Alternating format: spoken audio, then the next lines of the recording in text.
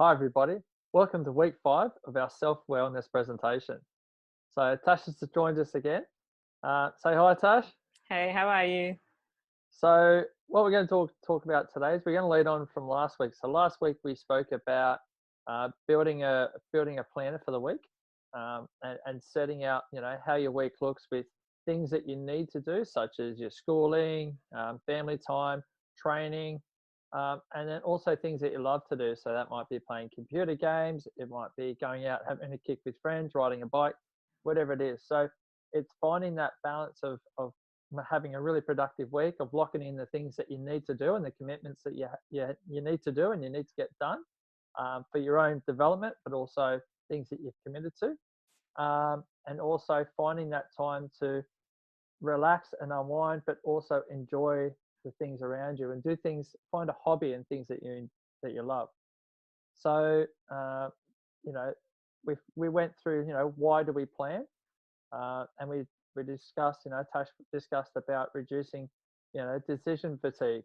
Where when we're making a lot of decisions, that actually we can get to a point where we're making too many and not the right decisions. So having a plan allows us to eliminate decisions we don't need to make, because we planned out and said, you know what, I need to go, say, schooling from this time to this time. I know I'm going to training from this. So those are decisions we don't need to make because we already know it. And so it then eliminates, extra sort of stress and pressure on us to be able, to look to make those decisions. Um, and from that, what we said to you was, when you're doing out your planner, is try and find something about creating routines and developing habits for your week, so that way it helps you make your week more productive. Like if you want to start your week in a certain way, or if you're going up to matches, you need to do something, or you've got training. It's understanding, what things work for you and how the best, make your week work and be effective and efficient with what you're doing as well. All right, and it helps us, move forward, as people, and help us focus. When we're doing something, helps us focus on what we need to do at that point in time. So, what do you think? Is that pretty much sums it up from what we discussed last week, or? Yeah, it does. And it's all about, we just want to make things easy for ourselves. So the whole reducing the decision fatigue and things like that is conserving energy to use elsewhere.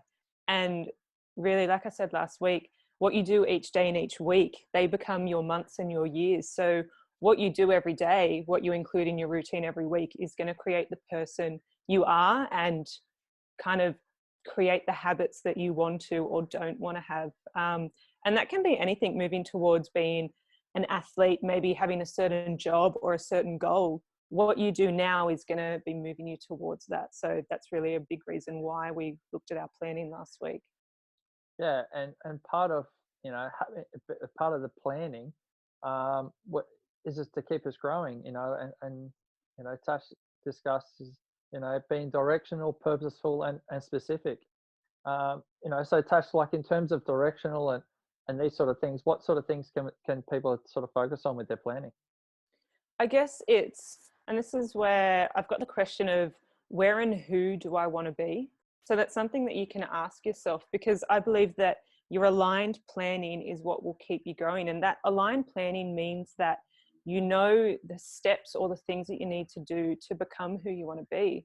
So it's a bit of a backwards. We need to know first where we want to get to. And again, whether that's career wise, that's athlete wise, what you want to be achieving, anything like that. But you need to know your target so that you can be taking the proper steps forwards. And if you look at your routine and see that there's one that almost goes in the opposite direction, even if it's something you love, you kind of need to weigh up, okay, well, in terms of importance, is that moving me to where I want to be? Does it still hold enough value that I want to keep it in my life, but maybe I only do it in small amounts? But it's just having all of your focus and being at your habits that you build in, the things that you're putting in your week, moving towards that goal. I guess, again, it all comes down to growth. We want to be growing as a person. And if we have that target, it's obviously going to be something that means a lot to us. It's important to us. And so we want to help ourselves moving towards it as easily as possible. And so, look, this is where goal setting is really important. We need to, as Tash says, we need to know where we want to go, but then we've got to be able to sort of work our way back and understand, okay, you know, it's like a staircase, you know, or a mountain. You know what? I want to get to the top of the mountain, but to get there, I've got to get to a certain point before that. You know, what have I got to do to get to that point? Okay, well, I've got to get to this point, you know, and you work your way back because it gives you a clear understanding of what direction and Tash, you know, just spoke about, you know, making sure things that we do takes us in the direction we want to go. You know, so it's really important that, yeah, you understand where you want to be and you break it back down and say, you know what, I want to, you know, if it's your playing, you know what, I want to play at this level. To reach that level, I need to break it down. You know, I need to get to this level, you know, or I need to be doing these things and playing at this level to get myself an opportunity. I need to then do this. I need to, and you break it all the way down. You know, it could be your education. I want to go to university. I want to do this degree. But in order for me, first of all, you know, to finish that degree, I need to be able to get into it. You know, all right, well, what do I need during my schooling to be able to then qualify? And so you break it down, and then you can then get really specific as to what you're doing every week. Again, to focus towards that thing. So you know, as Sash says, you're going in the right direction. There's no point going that way if you want to go that way. You know, because you'll just end up in a different location. Now, it's not right or wrong, but you've set a goal to try and go in that direction, and we need to make sure we're going, you know, where we want. And there's no reason along that way that our paths won't change.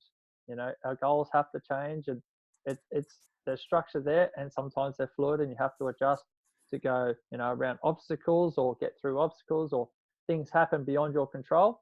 You know, we spoke about the acceptance mindset. There are things that are beyond your control. So how do we, you know, get around these, you know, these roadblocks to help get to our, you know, get to our goal? You know what, it may mean that I have to take a different avenue to then go back, you know, to get me to the right destination. And these things happen. You know, that's the way life goes. It's not all about smooth roads and smooth sailing. There's a lot of detours, roadblocks, you know, but if you're focused and you're structured planning along that way, that helps keep you in the right direction. So it's really important. You know, so in doing that, in your planning, we talk about, you know, what the benefits of a routine, you know, and including in this, you know, what things are important to you, you know, and this comes back to understanding what things you need to do every week and what things you love to do. You know, what things benefit your well-being. So Tash, like on these couple of topics, what sort of things, you know, can you recommend or? Well, yes, I think what's important to you is a big one. Yeah. And if it's important to you, you want to make sure that you're actually getting around to doing it. So again, that planning ahead really helps. But you want to cover all areas of your well-being. So specifically for athletes, I guess a lot of the time we brush off the recovery and sleep and things like that. Even, you know, you can go down to your food, but it's actually planning in the things that are going to make an impact on you. And it's breaking it down like we did last week. We showed a little bit at the end.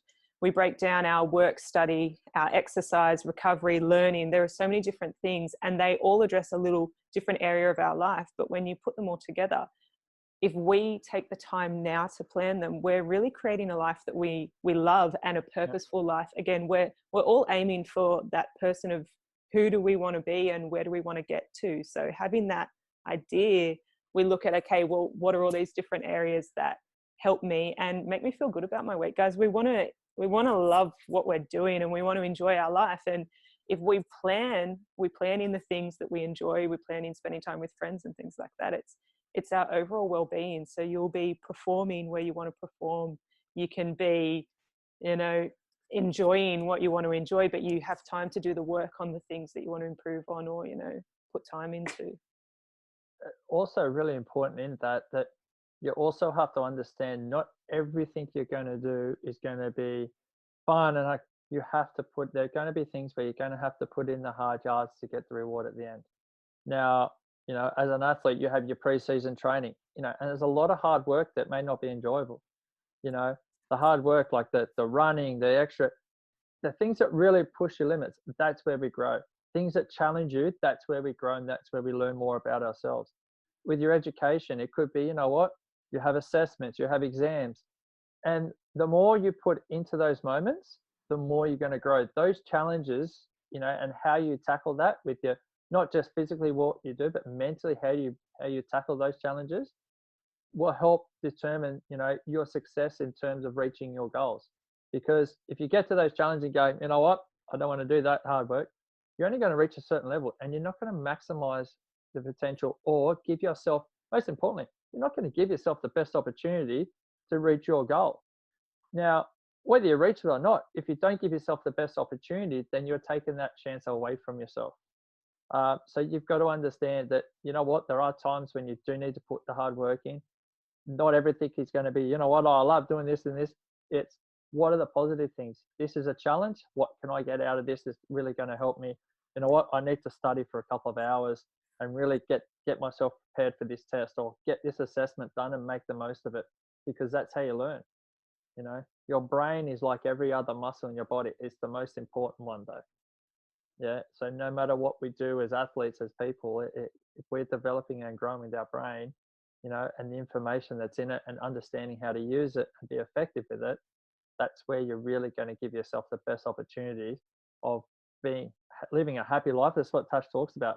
It's about being happy. And you can only be happy if you understand things and you're willing to put in the work, when the challenges come up, and enjoy the moments that are there. So I think it's good what you're saying. It's really, the goal is to be able to perform at the best of your abilities. So, creating the routines are going to help you when you find the right one. It's going to help you to perform the best and show up and be the best person. And when you feel, whether it's energized or, you feel like you're performing or things are going your way, you're going to minimize stress and you're going to feel more in control of everything. So if you can include them in your routine, all those things that cover your well-being, you're actually going to be benefiting yourself. And we can actually start owning what we can control. So remember, our time, to a degree, we can control around, whether that's around work or school, but there's definitely areas we can control, and we can use them to benefit us and maximize our benefits, I guess. And like with a routine, Tash, would you say that, like, we spoke about energy, we spoke about motivation, and requiring energy. Do you find that having routines helps focus that energy on what we need to do? 100%. And it's more like personal experience for me. Yesterday, I wanted to do a workout, but I didn't put a time on it. So again, I kept pushing it off and I had to remotivate myself to do it. Whereas if I just had that set time, I wouldn't have thought about it. It just becomes automatic and I do it. So and then you would have got a phone call from me right as you're about to start. I know, warmed up and everything. All ready. About timing, right on time. Yeah, but I took the call. That's what matters. Yeah. Note to self: don't take calls if you've committed to a workout or something that your time out. Doesn't matter unless it is an absolute emergency, or Kenny. Yeah, or me, of course. But I'm important enough, Yes. Don't take things. That time is your time. So. Yeah, no, I think it just, again, yesterday, really for me, I'd put my big tasks that I really need to make decisions about in the morning. And no joke, I was burnt out by the afternoon. And I know that, you kind of sometimes you got to remotivate yourself to do things. But when stuff's just written down and planned in, we just do. Yeah. Even if we don't love it that much, it's just it becomes what we do. And again, that's just creating who we are. If I make sure that I'm doing those workouts, it's helping me as an athlete, it's helping my performance. It's just all flows. So, we're going to set you a bit of a task or a bit of an experiment, because we want to see, the different sort of things, and we're going to talk about sort of reflections, how you reflect on things, looking back, what works for you, what routine have you set, how do you do things, and we're going to give you a bit of a challenge and a bit of a task later on, but it's understanding what works for you, and the best way to do that is through reflection. Through reflection we can review, we can obviously we review, reflect, and analyze. Okay, that allows us to plan, because it allows us to review. What did we do? How did it work for us? Does it work? Does it need to change? Do I need to adjust this, or do I need a longer time period to do this? Or, I need a longer recovery period after training, or, I need to give myself more time or schooling, or, I've got a little bit of extra time here. I can actually fit in something I love doing, like playing FIFA or, whatever it is. And so being able to review and reflect on that, and then actually analyzing what the benefit is and how you actually found that week, and how, how much you got out of it, allows you to then progress. So reflections allows for progression. um, and reflection is a really important part as a person and as an athlete. Tash, like, is there things that you reflect on with what you do, and like whether it's you're playing and Yeah, I think probably the biggest one, like with routine, with restrictions, obviously yeah. I was no longer going to work. So I had to figure out what was going to be a routine that worked for me. And still, like I said yesterday, I didn't plan my time. So I'm still learning as I'm going through too. Aren't we all? Very much so. But I'm constantly looking back going, okay, did that work for me? Did that time work for that run? Or, you know what, if I do a block of work here, what am I going to do as a reward, or whether it's a walk with a friend or something. But it's constantly reflecting. Or when I'm really sore, I go, okay, did I push myself in that workout? Did I not get enough recovery? It's constant trial and error. And with your routine, you're not going to get it perfect. Probably never going to find it absolutely perfect, because things change around us and we just have to adapt. You also change how we feel. 100%. And I think the biggest thing is to listen to your body. Even if, you've got your big session locked in, you need to go, actually, no, that's not going to benefit me today. Maybe I do a lighter one, I do mobility instead. But it's constant reflection. So it's not just an overall looking back at your week, it's looking every day going, did that work for me? Should I try this? So it's an experimental phase. And especially as training goes back, some guys might have already created a routine for now, but if you know what night's training is, you can already start kind of pre-planning. You can put them into your schedule and you kind of have one ready for you. Yep. And you can just even do your training around those sessions. So if you know that you train later at night, you might be better off, if you can, putting some exercises late at night to get your body ready. So there's just so many different ways. There is. And so I said to you before about we were going to set you a bit of a project, or a bit of a challenge. What's your game day routine? So match day is, say, a Saturday or Sunday. What's your game day routine? Have you got one, or do you just sort of wake up and say, oh, you know what, I'll see how I feel and do what I need to do, and then I go to the game. How do you prepare for your games? All right. Now, that might be the day of, that might be the day before. That's up to you. How do you prepare for that day of the game? And have a think about it.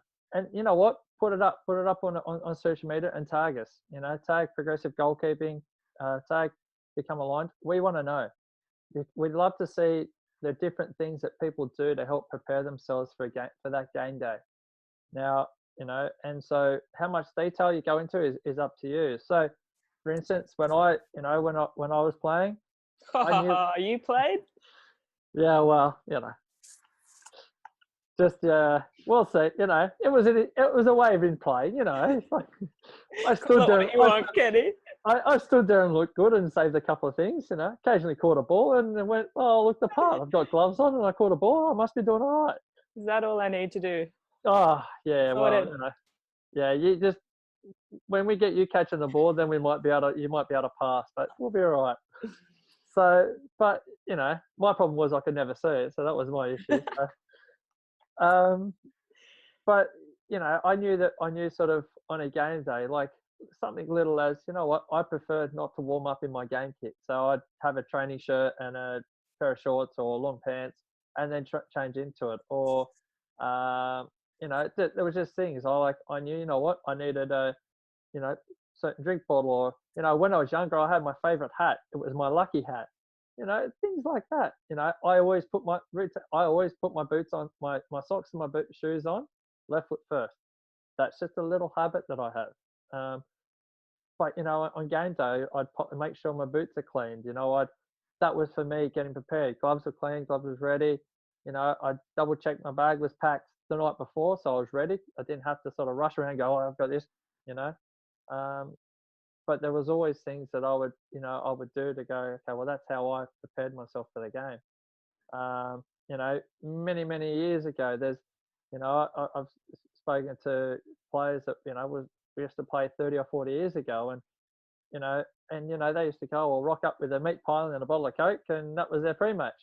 Things a little bit changed now. Now we're athletes, you know, but that was their routine. That was what they knew. That's how they prepared for their games, and back then that's what they knew. Now we have all this sports science around the elite levels and this and with this, but you have to find something that works for you, and it's, I was talking to Tash before, and Tash said, she prefers to drink a certain amount of water, and to make sure she's prepared, and that's what works for her, So I recommended maybe getting some like super glue or glove glue for her hands to help her catch, but she didn't really take to that, so that's her choice. You're kidding yourself. No, but on the game day routine, really what we're doing is we're letting our brain know that, okay, we're switching on to game mode. So when we do the same thing every, like you said, Saturday or Sunday, whenever it is, our body knows, oh, we're starting this routine, and it's preparing us to perform in the game. So if you guys you probably have little things you do without even noticing.